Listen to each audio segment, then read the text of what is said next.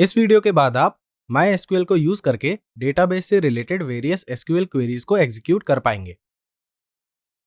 First topic में हमने पढ़ा था कि डेटाबेस से कम्युनिकेट करने के लिए हम SQL क्वेरीज को यूज करते हैं।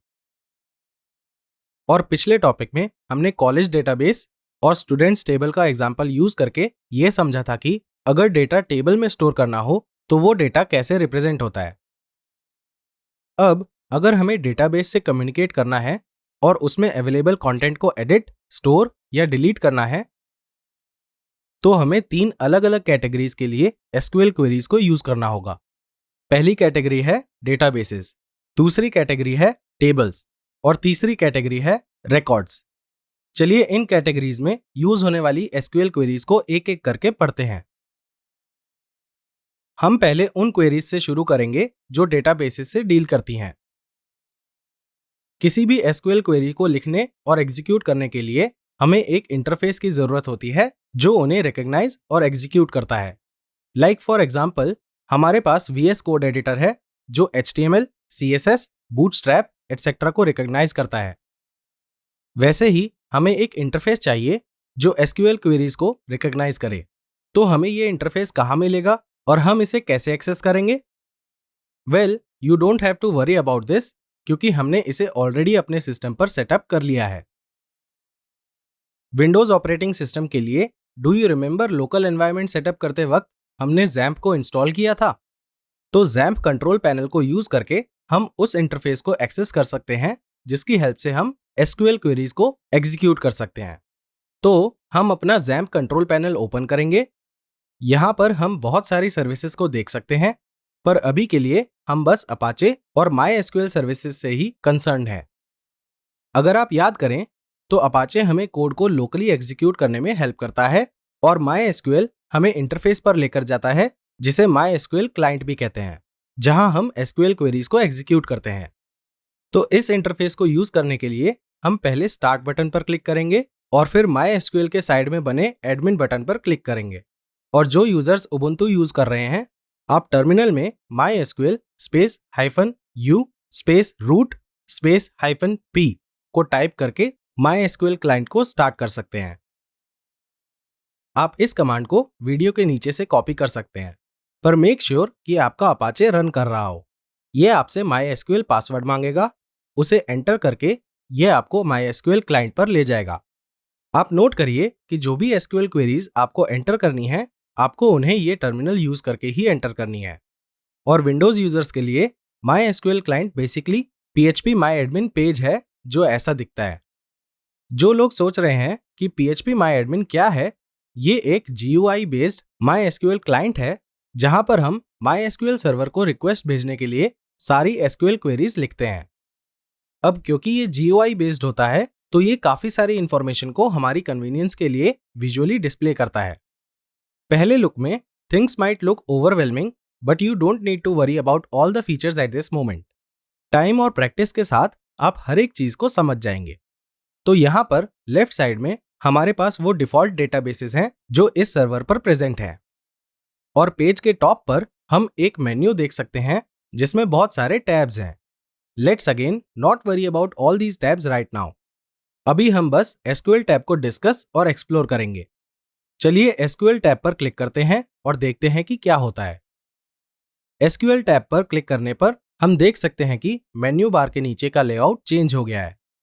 हम बस इस टेक्स्ट बॉक्स से ही कंसर्न है क्योंकि यहाँ पर हम सारी SQL क्वेरीज को एंटर करेंगे और इस गो बटन को यूज करके उन्हें एग्जीक्यूट करेंगे। चलिए इस सर्वर में प्रेजेंट सारे डेटाबेसेस को देखने के लिए अपनी फर्स्ट SQL क्वेरी ट्राई करते हैं। इसके लिए हम शो स्पेस डेटाबेसेस क्वेरी को यूज करते हैं फॉलोड बाय अ सेमीकोलन। फिर गो पर क्लिक करिए और यहां पर हम इस सर्वर पर प्रेजेंट सारे डिफॉल्ट डेटाबेसेस को देख सकते हैं। Congratulations on running your first ever SQL query. आप नोटिस करिए कि लेफ्ट साइड में जो भी डेटाबेसेस लिस्टेड हैं और हमने जिन्हें फेच किया है वो दोनों सेम हैं। मैं फिर रिपीट करूंगा कि सारी SQL क्वेरीज सेमीकोलन से एंड होती हैं, तो इस चीज का ध्यान रखिए क्योंकि एज अ बिगिनर हम क्वेरी लिखते वक्त ये छोटी चीजें भूल जाते हैं। Moving on, SQL case insensitive होता है। इसका मतलब है कि हम एसक्यूएल क्वेरीज को अपर केस, लोअर केस या इन दोनों के कॉम्बिनेशन को यूज करके लिख सकते हैं। चलिए मैं आपको ये एग्जाम्पल की हेल्प से समझाता हूं। तो थोड़े टाइम पहले हमने सर्वर पर प्रेजेंट सारे डेटाबेसेस को देखने के लिए शो स्पेस डेटाबेसेस कमांड को यूज किया था। अगर हम ये सेम कमांड एंटर करते हैं without worrying about the character casing, तो हम फिर भी इस कमांड को एग्जीक्यूट कर पाएंगे। देखिए, हम अभी भी डेटाबेसेस को फेच कर पा रहे हैं। Isn't it cool? ऑल्दो हम कोई भी कैरेक्टर केसिंग यूज करके एसक्यूएल क्वेरीज को लिख सकते हैं, पर मैं आपको रिकमेंड और एडवाइस करूंगा कि आप सिर्फ एक ही पैटर्न को फॉलो करिए, क्योंकि वो ज्यादा क्लीन और प्रोफेशनल दिखता है। चलिए अब देखते हैं कि MySQL में डेटाबेस को कैसे क्रिएट करते हैं। किसी न्यू क्वेरी को एंटर करने के लिए हमें दोबारा SQL टैब को क्लिक करना होगा। वेट, बिना SQL टैब को क्लिक किए मैं आपको SQL क्वेरी लिखने का नया तरीका दिखाता हूं। हम SQL क्वेरी को उस सेम स्क्रीन में एंटर कर सकते हैं जहां से हमने लास्ट क्वेरी को एग्जीक्यूट किया था, और ऐसा करने के लिए हम एडिट इनलाइन ऑप्शन को यूज करते हैं। इस ऑप्शन की हेल्प से हम बार बार SQL टैब को क्लिक करने की जगह SQL क्वेरीज को डायरेक्टली एंटर कर सकते हैं। Pretty convenient, right? आगे डेटाबेसेस को बनाने के लिए हम क्रिएट डेटाबेस कमांड को यूज करते हैं, जिसके बाद हम डेटाबेस का नाम लिखते हैं। इस केस में हमने डेटाबेस का नाम कॉलेज लिया है। अब गो पर क्लिक करते हैं। हम इस न्यूली क्रिएटेड कॉलेज डेटाबेस का नाम साइड पैनल में देख सकते हैं, जहां सर्वर पर प्रेजेंट सारे डेटाबेसेस लिस्टेड हैं। इन केस आप साइड पैनल पर डेटाबेस का नाम नहीं देख पा रहे हैं, तो आपको ब्राउजर को रिफ्रेश करना होगा। अब डेटाबेस के अंदर टेबल कैसे क्रिएट करें और ऑलरेडी एग्जिस्टिंग टेबल में हम डेटा कैसे एडिट करें, इसे हम अपकमिंग टॉपिक्स में कवर करेंगे। नाउ एज अ डेवलपर हमें एक साथ बहुत सारे डेटाबेसेस पर काम करना पड़ सकता है। तो लेट्स से कि कॉलेज डेटाबेस के अलावा हमारे पास डेमो 1, डेमो 2, डेमो 3 और डेमो 4 डेटाबेसेस हैं। चलिए इन्हें पहले क्रिएट करते हैं। ध्यान से देखिए, दिस इज इंटरेस्टिंग। अब एडिट इनलाइन ऑप्शन सिलेक्ट करके इन्हें एक एक करके बनाने की जगह हम ये सारी एसक्यूएल क्वेरीज को अलग अलग लाइंस में एक साथ लिख सकते हैं। यहां पर हमने क्रिएट डेटाबेस डेमो 1 एंटर किया है और लास्ट में सेमीकोलन को ऐड किया है। जब भी हम किसी क्वेरी को सेमीकोलन से एंड करते हैं, उसका मतलब है कि वो क्वेरी अब क्लोज हो चुकी है और उसमें कोई और एक्सटेंशन नहीं है। अब नेक्स्ट लाइन में अगर हम डेटाबेसेस बनाने के लिए क्वेरीज को ऐसे ऐड करते हैं और गो पर क्लिक करते हैं, तो ये सारे डेटाबेसेस को एक साथ बना देता है। Isn't it cool? तो कुछ डिफॉल्ट डेटाबेसेस के अलावा हमारे पास 5 न्यू डेटाबेसेस हैं। नाउ अगर हमें स्पेसिफिकली कॉलेज डेटाबेस पर काम करना है, तो हम इतने सारे डेटाबेसेस में से सिर्फ कॉलेज डेटाबेस को कैसे सिलेक्ट करेंगे?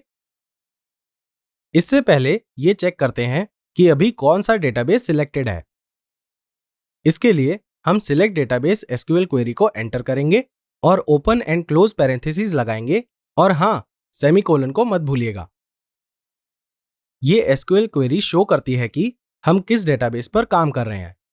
अगर हम इसे रन करेंगे तो हमें आउटपुट नल मिलेगा, और नल का मतलब होता है नथिंग। इसका मतलब है कि हमने किसी भी डेटाबेस को सिलेक्ट नहीं किया है।